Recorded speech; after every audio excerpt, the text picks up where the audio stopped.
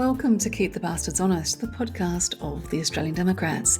I'm your host, Elana Mitchell, and on this episode, it's a cost of living election. And what an election this is turning out to be.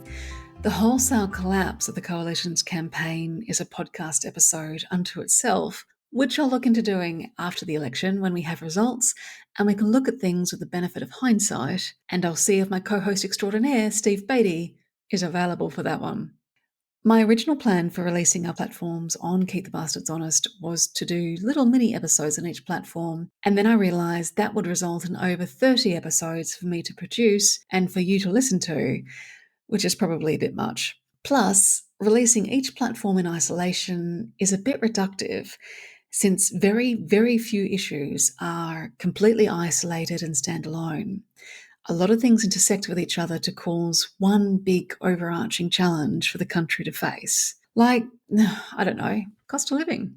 A friend of mine on the platform, formerly known as Twitter, summed up everything that is wrong with our politics, our economy, and in some ways our society in a way that I have been trying and frankly failing to do for quite some time. And she very, very generously allowed me to borrow her quote from her rather than try to reinvent it. So here goes.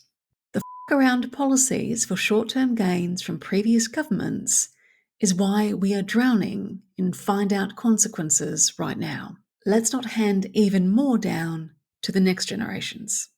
All of the Australian Democrats' policy platforms I'm going to take you through over the next few episodes are in response to and are attempting to address the find-out consequences we're all dealing with right now.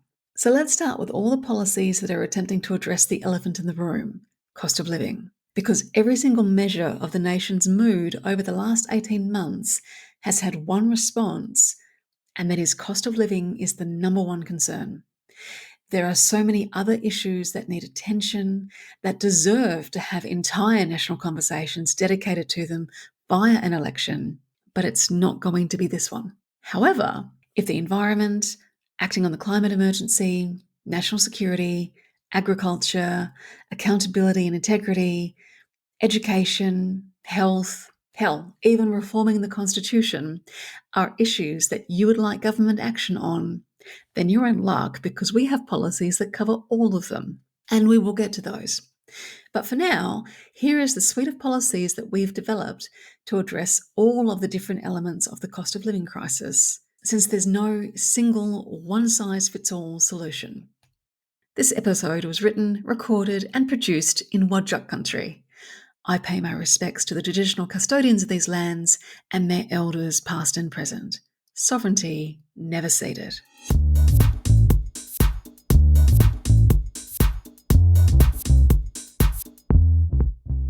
Okay, so the first platform I want to take you through is a cost of living and a fair economy.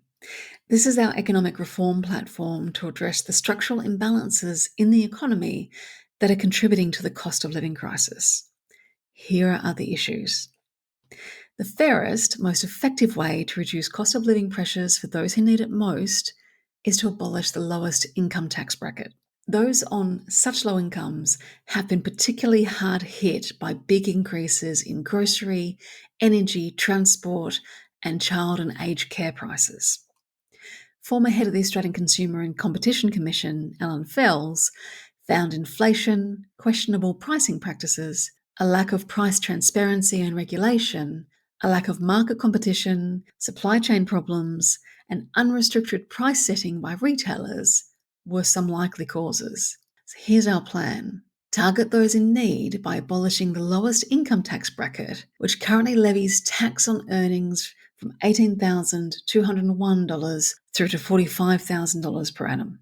Effectively tax passive capital income by reducing the capital gains tax discount from 50% to 25%. Introduce a 20% super profits tax on non-renewable resource extraction, and use the revenue to transition the national power grid to renewable energy.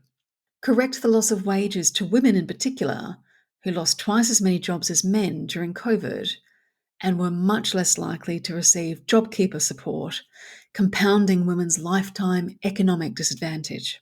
Adopt Alan Fell's recommendations to empower the ACCC to investigate, monitor, and regulate prices for child and aged care, banking, grocery, and food sectors to ensure fair and transparent pricing. Develop a mandatory grocery code of conduct for the food and grocery sector and a price register for farmers, protecting them from unfair pricing by major supermarkets and food processors. All of our policy platforms are heavily researched, evidence-informed, and fully referenced. Here's the evidence that supports this platform. Much has been made of the role of the pandemic and the war in Ukraine in driving the current cost of living crisis. While these factors have exacerbated the crisis, these events are only the latest drivers in what has been a long-term trend. Australian Bureau of Statistics data shows that wealth inequality in Australia has been getting consistently worse over the last 20 years. The most recent snapshot shows that the wealthiest 10% of Australians own 52.4% of all wealth. We've included a graph showing the breakdown of Australian wealth by decile, which you can see in the policy platform, which I'll link to in the show notes. Graphs, unfortunately, are not audio friendly. Over the last generation, our economy has been transformed by technology, growth, and globalization, leading to an increase in the role of capital and a decrease in the role of labour. New technologies, including AI and automation, have led to an increase in fixed businesses' costs relative to marginal and operating costs. For example, when Amazon equips a new distribution centre with robotic machinery for sorting and packaging deliveries, it incurs a large upfront cost to build the facility, but from then on, it has low marginal costs for each product that moves through the facility once it's operational. This is different from the economic model of the past, where tasks were manually undertaken by salaried workers who were considered by the employer to be operating costs. This new cost structure results in economies of scale, which leads to the emergence of natural monopolies. The usual examples are Amazon and the other FANG companies, Facebook, Apple, Netflix, and Google. But this phenomenon is not restricted to the tech sector. We see the same thing with supermarkets, mining companies, airlines, and in many industries across the economy. In its 2023 Economic Outlook, the OECD found that corporate profits were a larger factor in driving up inflation than wages. For the owners of shares in these increasingly large companies, the result is huge dividends and capital gains. For workers on a salary who don't own a serious share portfolio, the outcome is that wages are increasingly at a lower rate than living costs, resulting in a higher cost of living. This dynamic has been described by Ray Dalio, the founder of one of the world's most successful investment funds, Bridgewater Associates, who wrote, "The system is producing self-reinforcing spirals up for the haves and down for the have-nots." The trend has been exacerbated by globalization, which is associated with a reduction in barriers to trade and investment. The result is internationally mobile capital constantly seeking to invest in countries with the lowest labour costs and environmental and human rights standards. The nature of globalization is to pour capital into countries with the cheapest labour and to incentivize countries into a race to the bottom in terms of workers' rights, environmental standards, and corporate tax rates.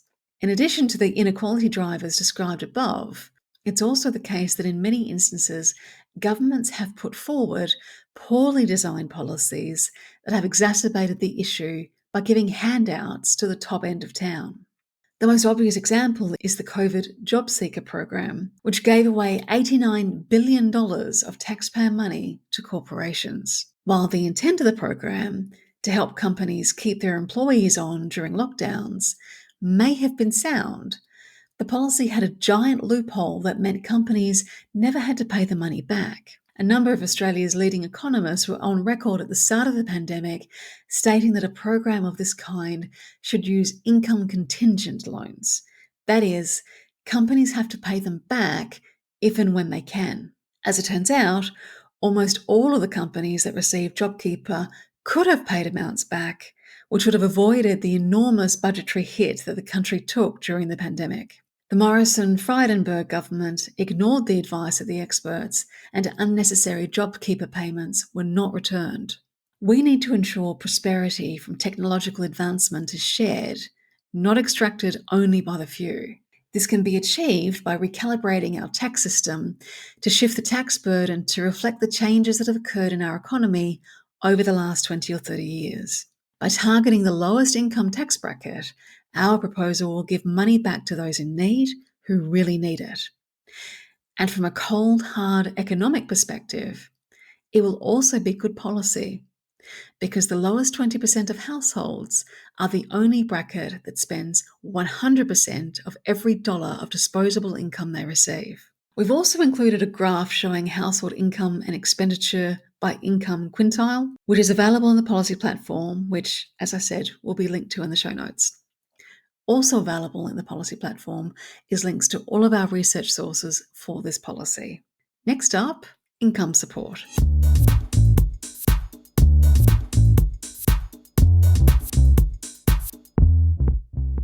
So the crux of a cost of living crisis is when the cost of living, or surviving, outstrips your income. The cost of living is too high when you can't afford to put a roof over your head, pay for food, pay the utilities, pay for healthcare, pay for everything that we consider to be essential to survive in our society. Another element in addressing the cost of living crisis is helping those people whom successive governments have decided need to be kept destitute in the most crippling poverty as some kind of perverse incentive for them to better themselves. Pretty much every credible economic institute in the country, including the Business Council of Australia, who are not known for being socialist hippies, agree that the current rates of social security in Australia are so low they have become an impediment to people finding work. They are serving to trap people in poverty rather than serving as a launch pad for them to either return to or enter the workforce and become productive citizens. Here's our policy platform on addressing the very vexed issue of income support in Australia. We start with the issues. No Australian should live in poverty, and no Australian should be punished for living in poverty. Those living in poverty in Australia aren't just subjected to the struggles of being poor and vulnerable in a society with low accessibility to cripplingly expensive housing and increasingly expensive cost of living, education, transport, and healthcare. Indignity, insult, and real harms are also frequently heaped upon them by the very systems and departments tasked with assisting them out of poverty. A quote from raisetherate.org: "Everyone should have enough to cover the basics. But right now, the punishingly low rate of income support is forcing people to make heartbreaking decisions between buying food and medicine. If we're going to create a more equal and resilient community, we need to raise the rate of job seeker and other income support payments to at least $82 a day so everyone can keep a roof over their head and food on the table." Here's our plan. Raise income support payments for people living independently to the Henderson poverty line. On the platform on our website, we've included a link to how that's calculated, but if you want a real-world example of how transformative this can be, think back to the height of the COVID pandemic when the Morrison government temporarily doubled the rate of job seeker and brought people roughly to the poverty line. Next, keep income management or the basics card optional. Stop harassing people in need with complex procedures and pointless job application requirements. Rationalise the bureaucratic income support systems so that they are fairer, more integrated, and more streamlined. Delegate employment and funding for those services to the states to enable localised and targeted assistance to those facing challenges in finding work. Ban private job seeker providers from cancelling welfare payments. Raise the minimum wage by 5% to help low-income families struggling with the high cost of rent, food, and services. Lift the Commonwealth rent assistance cap by 30%. And here's the evidence that supports our plan. First, there's the poverty perspective. Many current income support payments are less than half the poverty level.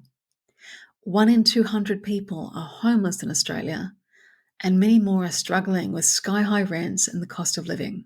A quote from the Productivity Commission's 2019 report: "Is Australia becoming more unequal?" About 9% of Australians, or around 2.2 million people, are currently experiencing income poverty, and 3% of Australians, roughly 700,000 people, have been in income poverty for at least the last 4 years. People living in single-parent families, Indigenous Australians, people with low educational attainment, the long-term unemployed, and people with disabilities or other long-term health conditions are most likely to experience protracted income poverty. Billions of taxpayer dollars are invested in keeping the most vulnerable in crippling poverty, while failing to achieve any of the outcomes the investments were intended to. Australia could lift its most vulnerable out of poverty without spending any extra money, simply by redirecting the money already being spent away from privatised corporations and into the pockets of those that the money was intended to help in the first place. I'm going to give you the current rate per day of each of the current social security payments, as well as the Henderson poverty line for contrast. It's going to be a whole bunch of numbers, but we have this laid out in a table in the platform on the website, which makes it much easier to compare and contrast. So link in show notes if you want to go have a look while you listen to this. So, payment. Job seeker. Current approximate rate per day for recipients, $71. Youth allowance, single, no kids, living away from home as a student, $45.64. Disability support pension, which is the max basic rate for a single, $72.90. Disability support pension max basic rate for a couple, $109.90. Age pension max basic rate for a single, $72.90. Age pension max basic rate for a couple, $109.90. Parenting payment max basic rate for single, $70.55. Henderson poverty line for a single person, $87.45. Henderson poverty line for a couple, $116.98. And for contrast, the minimum wage, $130.84. And for a really big contrast, the living away from home allowance for members of Parliament, $291 per day. Then there's the indignity perspective. Not only does Australia condemn its most vulnerable citizens to crippling poverty, it punishes them for seeking the help that they are legally entitled to. The Royal Commission into Robo-Debt laid bare a preventable crime that should never have occurred. At least 3 people are confirmed to have taken their lives after being hounded by Centrelink and the collection agencies it outsourced to for fabricated debts they did not owe. This was a systemic, targeted attack on the most vulnerable members of Australian society to claw back money that was never owed in order to punish people for requiring assistance from their government. When Dutch families were wrongly accused of fraud and ordered to pay back child support benefits by the Dutch tax authority, the Dutch government resigned in disgrace. In Australia, no one in the public service or the government has been held to account. Robo-debt was not an isolated incident. Even now, investigative journalists are uncovering more and more instances of social security payments being cancelled illegally, leading to yet more deaths of vulnerable Australians. A complete review and overhaul of unemployment and other social security services delivered by Services Australia is required to ensure that Australia's tightly targeted social security system is delivering support to the people who are eligible to receive it, and the Kafkaesque compliance culture and the social engineering of shame for seeking assistance is stamped out. All of the research that informed this policy is referenced and linked in the platform on our website, and a link, of course, is in the show notes. The next one is the biggie: housing security.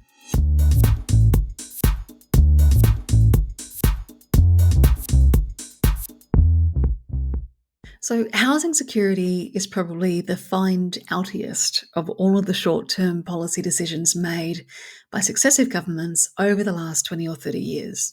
We've taken a basic human right and turned it into a speculative investment for 2/3 of the country and a cripplingly expensive aspiration for the remaining third. This split in those who own property versus those who would like to own property means that neither of the major parties is interested in offering real solutions to this increasingly intractable problem.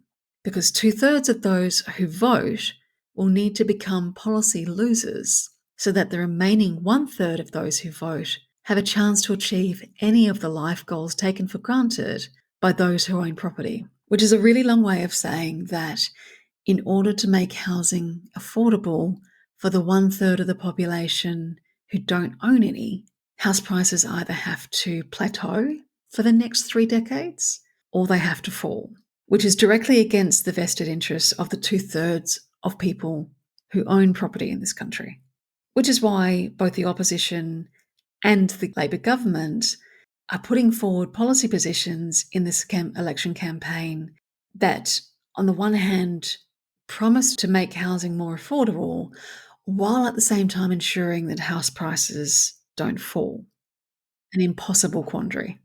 This Tyrannosaurus Rex-sized chicken has not yet come home to roost, but it's getting closer. Unpicking the inequality exacerbating mess that is housing in Australia won't just take political courage. It will take years, possibly decades, as well as a rewriting of the social contract between governments and citizens, which means that committing to fixing the housing crisis is something that all of us have to sign up to, regardless of how it impacts us personally. Yeah, I know. So anyway, here's the issues. Quote, "The fact that one of the least populated countries on earth contains the world's second most expensive housing is a national calamity and a stunning failure of public policy." Alan Kohler in his quarterly essay, Australia's Mess and How to Fix It. The 2-decade-long neglect of housing policy has, at every level of government, failed young Australians and those on low incomes. Housing costs are rising well beyond rates of income. Home ownership rates are falling. Affordable, rentable properties are scarce, and high rates of migration are worsening the crisis.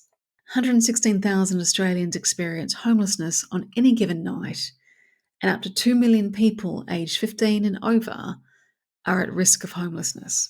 The federal government recently committed to help deliver 30,000 new social and affordable rental houses over 5 years and numerous other measures to reach the target of 1.2 million new houses. Now, this policy was written prior to any of the housing policy promises made by either the opposition or the government in the current election campaign. We will probably have to update this after the election to reflect whatever gets introduced by whoever forms government. This is the challenge of being evidence-informed. Anyway, our plan. Complete a national housing strategy with objectives addressing all cost and supply issues, applying measures in taxation, budgeting and investing, and working for consistency in states-based measures. The strategy is to be monitored and reported on regularly. Invest in social housing for people at greatest risk of long-term homelessness. Invest in safe, permanent and supported housing for people who have been homeless, medium to long term. Fund transition housing for people in crisis situations such as family violence. Urge state governments to set an overall framework for land and housing supply by working with state governments to set building regulations that can lower building costs but meet higher standards for net zero emissions. Incentivising supply of housing in inner and middle suburbs and increasing density and diversity of housing types with measures including land use planning amendments. Encouraging consolidation of land parcels and the states to audit existing urban areas for potential medium-density housing opportunities. Reforming tenants' rights, ending unfair evictions and rent increases tied to increases in the median wage. Offer incentives for major build-to-rent developments in good locations. Raise rent assistance by 40%, indexed in future to changes in rent so its value is maintained, as recommended by the Henry Tax Review. At the time of writing this policy, the government has agreed to a 15% increase. Require universities to provide more affordable dormitory accommodation on campus for students. Now, here's the evidence. A quote from the Australian Institute of Health and Welfare. Homelessness is a visible and extreme form of social exclusion and has severe adverse social, health, and economic consequences for people. In 2019, an estimated 2.2 million Australians had been without a permanent place to live at some point in their lives. Quote, if an extra 50,000 homes were built each year for the next 10 years, national home prices and rents would be 10 to 20% lower than otherwise. The Grattan Institute. The lack of affordable housing has at least been recognised by government as a major issue for many Australians, and a plan is afoot to improve supply, but it does not go far enough. In 2023, Australia's population grew by 600,000, whilst dwelling approvals were a mere 167,000. The stock of social housing, currently around 400,000 dwellings, barely grew in 20 years. Australia has just over 400 dwellings per 1,000 people, which is among the least housing stock per adult in the developed world. Estimates of how many new homes will be required by 2030 range from 1 million to 2.7 million. The housing crisis was exacerbated by a post-pandemic reduction in household sizes, creating a shortfall of around 20,000 homes. For many young people, it is a perfect storm of insecure and lower paid employment, HECS debt repayments, the rising cost of housing generally, barriers to saving enough for a deposit on a home, and the need for young people to rely on family for housing until well into their 20s. The longer young people are homeless, the greater the risk of mental health issues and suicide. The ABS found 122,494 persons were estimated to be experiencing homelessness on census night in 2021. The federal government plan, at the time of writing, does not include abolition of negative gearing or halving capital gains tax, as recommended by the Grattan Institute and other players, despite ALP election commitments in 2019 to do so. The $25 billion a year saved could have been spent on social housing, boosting the very modest proposal of 10,000 houses over 5 years, and the rest coming on stream through future funds. The federal government's proposal for the superannuation sector to invest in social housing is problematic, given the fact that their charter obliges funds to act in the best financial interests of their members, and social housing will require substantial subsidy. Better idea would be incentives for affordable, large-scale build-to-rent developments with long-term leases. Next up, honourable mentions in the cost of living crisis.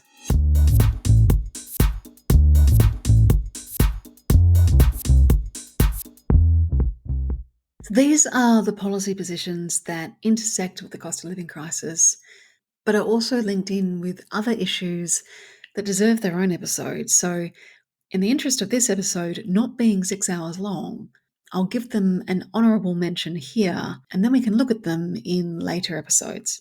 Early childhood education and care.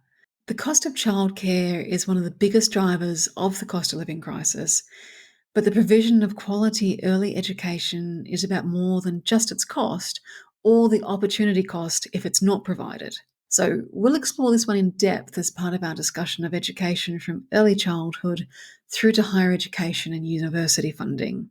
The growing inequity in our health system also impacts cost of living, but once you look at health, then you need to look at mental health, and then it's a slippery slope into dealing with family violence, our call to stop locking up children, and from there, the outlook for First Nations people after the failure of the Voice referendum. Did I just give away some spoilers for the next couple of episodes covering our policy platforms? Maybe. If you want to read ahead, all of our policy platforms are available on our website as well as being published each day in the lead up to the election on our Substack, Radically Sensible. Subscribe for free for updates or become my new favourite and support our election campaign by becoming a paid subscriber. The policies that I've taken you through in this episode are linked in the show notes for you to review and to check out the graphs that were not easily translatable into audio.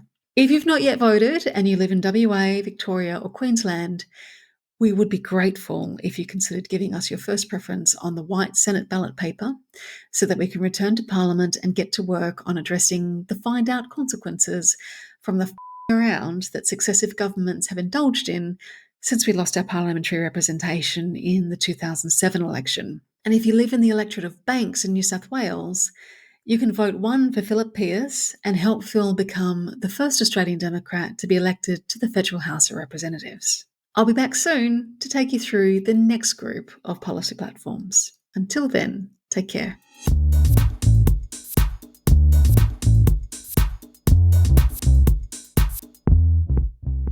Keep the Bastards Honest is brought to you by the Australian Democrats. This episode was edited and produced by me, Elana Mitchell. If you'd like to keep in touch, you can find us on Facebook, the platform formerly known as Twitter, LinkedIn, Instagram, Threads, Blue Sky, Spoutable, YouTube, and TikTok by searching for Australian Democrats. And you can see what we stand for, what we value, and what our policy positions are at our website at democrats.org.au. Email us at info@democrats.org.au. Until next time, thanks for listening.